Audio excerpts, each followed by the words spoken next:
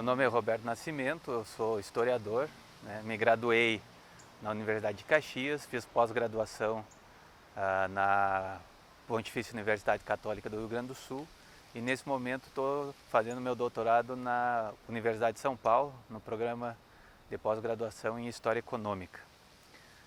O objeto dos meus estudos são a imigração e a colonização, e especificamente Caxias do Sul, a ex-colônia Caxias, né, que agora é o município de Caxias do Sul. É muito importante, né, que a gente sempre frise que a imigração e a colonização não são um empreendimento individual, nem um empreendimento privado. As pessoas não amanheceram lá no norte da Itália ou em alguma parte da Itália num determinado dia da década de 70 dos anos 1800 e resolveram emigrar para o Brasil, ou emigrar para a Argentina, ou emigrar para o Uruguai, ou emigrar para os Estados Unidos, ou emigrar para a Austrália. Enfim, levantaram, decidiram que a coisa estava muito ruim e saíram para emigrar. Não, principalmente no Brasil, a imigração e a colonização foi um projeto de governo, um projeto do Estado Imperial Brasileiro, né, que tinha, evidentemente, várias ramificações e várias alternativas e vários objetivos, né? De branqueamento da raça, de ocupação do território e também o objetivo econômico, né? Então, aqui a questão central que nós temos sempre que frisar é essa. O Estado brasileiro imperial foi aquele que organizou, através do seu território, as terras devolutas, com os seus recursos, através do orçamento, a vinda de imigrantes italianos, na sua maioria, porque aqui também vieram imigrantes de outras nacionalidades, mas a crise econômica na Itália foi tão grande que aqui quase que a totalidade dos imigrantes que vieram foram de etnia italiana. Então foi o Estado brasileiro que organizou no seu território, com os seus recursos, esse projeto, essa grande empresa colonial, e que ocupou essa área determinada do Rio Grande do Sul, como ocupou outras, né, com italianos pelo Brasil afora. Essa área aqui era uma área que não tinha sido ocupada ainda e nem explorada por ninguém, não havia ocupação social nem econômica dessa área, né? Ela se torna uma terra devoluta depois da promulgação da Lei de Terras em 1850, quando o Império começa a fazer um levantamento de quem tinha a posse da terra, né? Porque a terra não era propriedade privada, como a gente conhece agora, era uma posse dada pelo imperador para que fosse utilizada por determinadas pessoas. E aquelas terras onde os seus poceiros, seus ocupantes, se fosse um pequeno sítio ou fosse um grande latifúndio, uma sesmaria, não apresentasse a posse, ela era considerada uma terra devoluta. No Rio Grande do Sul, essa área aqui do nordeste do Rio Grande do Sul, onde está Caxias, Bento, Farroupilha, Garibaldi, Guaporé, toda essa região que é conhecida como região colonial italiana, ela era terra devoluta. E era uma área de serra dobrada, uma área muito ruim para a atividade econômica da época, que era a criação de gado e a exploração, né, dos seus derivados, do couro, da carne para fazer o charque, etc. Então é por isso que essa área também era uma área que não tinha ocupação social e ocupação econômica. A partir da iniciativa do Estado Nacional brasileiro de fazer de novo um processo de imigração e colonização, é que essa área aqui começa a se tornar objeto para a sua ocupação. Então ela começa a partir de 1875 a ser ocupada, era uma área geograficamente muito difícil e todo o processo de colonização ele obedecia a uma legislação que tinha sido aprovada no parlamento brasileiro, né? Então, o local da sede já era um local determinado, o tamanho dos lotes já era um tamanho determinado, a forma, a orientação solar já estava determinada, geralmente, E esses planos eles eram executados quase que ipsis literis. O que estava na legislação, o que estava no plano, era executado quase ipsis literis no território, a não ser quando ocorresse uma dificuldade muito grande geográfica ou alguma outra dificuldade no campo político ou no campo das relações sociais, é que aquilo que estava projetado na legislação e deveria ser executado no território não era feito. Aqui nas nossas colônias, nas 3 colônias velhas e particularmente na ex-colônia Caxias, que dá origem a Caxias do Sul, né, a implantação dos lotes foi muito rígida. Quase nenhuma diferença teve, né, nas questões daquilo que estava planejado para aquilo que foi executado. Inclusive os travessões, as linhas, né, em algumas áreas específicas, só que isso não pôde ser feito como estava planejado pelos engenheiros do Império Brasileiro. As cidades do norte da Itália são muito diferentes daquelas cidades que eles tiveram aqui. Apesar do modelo, agora nós estamos falando especificamente do modelo de cidade, né, que foi estabelecido para Caxias, que era uma coisa muito antiga, chamada rede romana, né, que era um quadrilátero com ruas que se cruzavam, tabuleiro de xadrez, para as pessoas terem mais na sua cabeça. Apesar desse tipo de cidade que foi estabelecida no início aqui ser muito antiga, vindo da antiguidade, os gregos já faziam nas suas colônias, os romanos faziam nas suas colônias lá na Europa, onde eles ocupavam os territórios.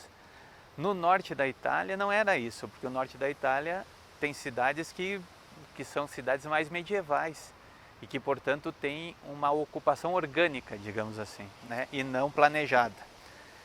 Então, quando os emigrantes italianos chegam aqui e se tornam imigrantes, né, começam a viver nas cidades, a cidade que é oferecida para eles é uma cidade muito diferente. É diferente do seu paese, dos seus paesi, né, italianos. E isso dá um choque, né? Os documentos mostram que no início, quem veio para a sede, que teria atividades citadinas, né, e não contadinas, não rurais, eles queriam construir as suas casas onde desse. Eles escolhiam um determinado local, né, e iam lá e construíam a sua casa, que era de madeira e tal. A arquitetura da imigração é um objeto, inclusive, de estudos de como que era feita. E daí chegava a autoridade da diretoria da colônia e fazia ele tirar. Não, o teu lote não é assim, aqui tem medido, tem um plano, tem um planejamento. Aqui na praça, inclusive, tem documentos, vários documentos que mostram que várias casas foram erguidas por sua conta própria, pelos moradores, né, pelos imigrantes que vieram para ficar na sede, e foram retiradas e colocadas daí nos seus devidos lotes pela diretoria da colônia. Quem pegar uma planta antiga da colônia Caxias, já dos seus primórdios, ou logo dos seus 10 ou 15 anos, tem no arquivo histórico, tem em vários locais, tem em livros, vai ver que lá já estava desenhada a ocupação como que ela estava. E eu repito o que eu disse antes, essa ocupação, esse desenho da ocupação do território já estava estabelecido na legislação. E não era só para cá, era para o Brasil inteiro. Aqui em Caxias ocorreu uma dessas disputas que fizeram com que a sede do município, né, a chamada sede Dante depois, não pudesse ser executada tal qual estava no plano. Por que isso? Porque a área destinada para a sede, o seu quadrado, o seu tabuleiro de xadrez, de norte a sul, ele era no tamanho justo, adequado, não sobrava metragem nem para o sul nem para o norte. Ocorre que na área aqui do norte, onde hoje é ali, para as pessoas se identificarem, uma parte do Pio X, na área do estádio Alfredo Jaconi, na área do Mato Sartori, aquela região toda era um banhadal muito grande. E não foi possível fazer a ocupação daquela área, no primeiro momento, para ser a sede. Portanto, os engenheiros decidiram fazer a transplantação total do plano, cerca de 3 quadras para cá, né, 300 metros em direção ao sul. Isso faria com que a sede ocupasse áreas rurais, porque iria além do seu limite. Se o plano tivesse sido todo executado, hoje a área seria mais ou menos ali onde é a prefeitura municipal, a sede terminaria ali. Todo mundo sabe que ela terminou na rua 18 do Forte, porque houve uma disputa com os dois proprietários, né, os dois imigrantes que eram proprietários daqueles lotes, e eles acabaram vencendo a disputa e a sede não foi completamente executada, né? Então o tabuleiro de xadrez não foi completamente executado, mas ele é o que estabelece e norteia toda a ocupação da região central aqui da nossa cidade, desde a rua Andrade Neves até a Marechal Floriano e além, porque depois com a expansão, né, da cidade, o seu crescimento histórico, o tabuleiro de xadrez, pelo menos para o oeste e para o leste, ele continuou sendo estabelecido. O resto da cidade depois foi seguindo mais uma organização mais retangular, orgânica em determinados locais, inclusive né, como aqui na região sul, mais para o lado do bairro São Leopoldo, lá na região do São Caetano, na região norte, na região depois do 1º de Maio, né, e do Burgo. Aqui é uma ocupação mais orgânica, né, não planejada, conforme a legislação imperial estipulava. A questão do desmatamento é uma questão essencial para o processo da ocupação colonial e econômica, porque era necessário derrubar a mata para poder fazer semear o solo, né? Para ter a atividade econômica para a qual a colônia foi criada e para a qual os imigrantes foram trazidos, para ser agricultores, para criar aqui uma área de produção agrícola, né? Para poder abastecer não só essa região aqui internamente, mas também mercados como o mercado dos Campos de Cima da Serra, da região dos alemães que já estavam aqui há mais de 50 anos, a capital. Então, esse processo fez com que, inclusive, a riqueza da madeira fosse uma riqueza inicial para o colono, porque aquela área que ele derrubava para semear, para plantar, aquela virava madeira, né? Num primeiro momento era para fazer casa, para fazer para o dia a dia, né? Para servir de combustível, para servir de aquecimento. E com o passar do tempo virou uma indústria da madeira, né? Mas daí já é uma organização maior, com as madeireiras, né? Com a vinda da ferrovia, que permitiu que daí sim houvesse uma grande que a grande produção de madeira fosse escoada.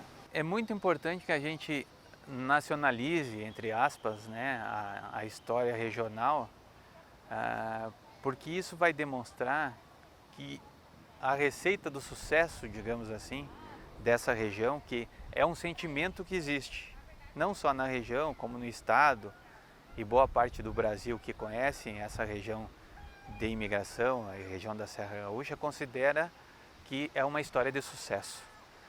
E ela é uma história de sucesso não é porque Deus quis, ou porque os colonos eram mais trabalhadores que os outros, ou tiveram mais sorte. Ela é uma história de sucesso porque faz parte de um projeto nacional brasileiro. Muito recurso público, muito trabalho de funcionários públicos, do Império, depois da República, do Estado republicano rio-grandense, do Estado regional rio-grandense, foram colocados nessa área para que ela se estabelecesse numa outra forma de economia. No país agroexportador, aqui era uma região de produção para o mercado interno. Num país do latifúndio, aqui era uma região de pequenas propriedades. No país que exportava commodities e comprava produtos industrializados, aqui começou a se formar uma indústria para o seu mercado interno e depois para vender para o mercado regional e para o mercado nacional. Portanto, nacionalizar a nossa história serve principalmente para a gente aqui, para essa região, né? Se dar conta do papel importante que ela tem na economia nacional, mas que isso não caiu do céu, né? Que isso não foi além do seu trabalho, da sua expertise, das condições econômicas, de proteção tarifária, de política econômica do governo federal, né? Teve também muito investimento público, muita inversão de recurso público, tanto na implantação inicial da colonização, como também depois no seu desenvolvimento, e fez com que hoje a gente viva, né, numa região que, apesar de todos os problemas econômicos e sociais enfrentados pelo nosso país, aqui a gente ainda consiga ter uma qualidade de vida um pouco melhor. Nós também enfrentamos os problemas. A desindustrialização brasileira bate aqui, né? O empobrecimento da população também bate aqui. Mas enfim, aqui tem um conjunto econômico, né? Uma economia mais fortalecida e que é resultado desses mais de 140 anos, né, de investimento. Se tem uma coisa que assim tem uma longa duração, uma permanência na história da colonização e imigração regional, é a presença do Estado. E é isso que nós temos que nos dar conta e cada vez frisar mais. Não é por uma questão política, mas é uma questão para as pessoas entenderem, né, como é que se dão as receitas de sucesso.